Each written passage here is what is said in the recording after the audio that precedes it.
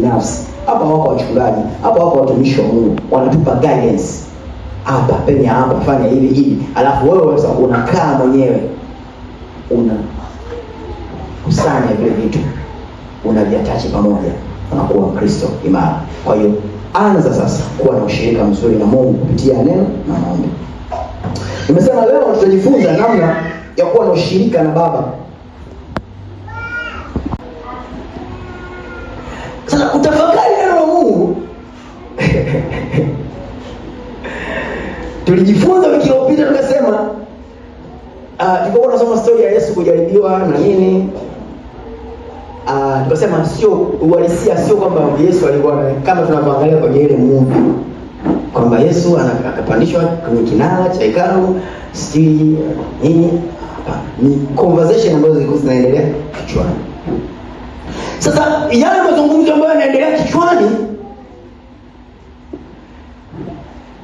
yanaondolewa kwa kulitafakari neno la Mungu lililogawanywa kwa usahihi. Umelisikia neno, umesoma neno, sasa unalitafakari, unalidigest. Na kwenye kulitafakari inaenda mbali mpaka kwenye maombi. Kama Mungu umesema kila tutakapokanyaga patakuwa petu. Leo hii tunaenda kichemchemu kuwahubiria watu neno lako. Tunataka kichemchemu ya miraba shakaraku tayanga ramasaya rekete rakuku ramasaya enderekekeya mande. Vitu vinatokea, vitu vinakuwa dhahiri. Mtakapoenda kukanyaga kweli patakuwa kweli. Mungu atasikilizisha watu injili. Lakini inaanzia wapi? Kwenye kulitafakari neno la Mungu. Kutafakari kunabadilisha namna unavyofikiria. Mwanadamu mwenye dhambi ana pattern of thinking, ana namna ya kufikiria. Kuna namna anafikiria mambo. Mwanadamu mwenye asiye na.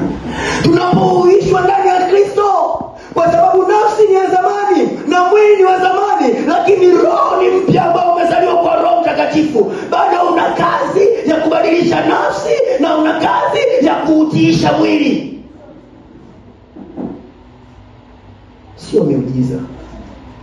Una kazi ya kurenew, ya kufanya upya namna ya kufikiria, renew of mind, kwa kutafakari neno la Mungu. Lakini una kazi ya kuutiisha mwili uendane na kile unachofikiri ambacho kina coordinate kutoka kwenye roho. Kwa hiyo yote is a labor, ni kazi ya kufanya. Inabidi udhamirie kwamba ufahamu wangu nataka ubadilishwe. Nitabadilishwaje ufahamu wangu? Kwa kulifikiri neno la Mungu kila wakati. Mkristo anayelitafakari na kulifikiria neno la Mungu, naona anavyofikiria itabadilika. Atafikiria katika namna ya ovyo ovyo.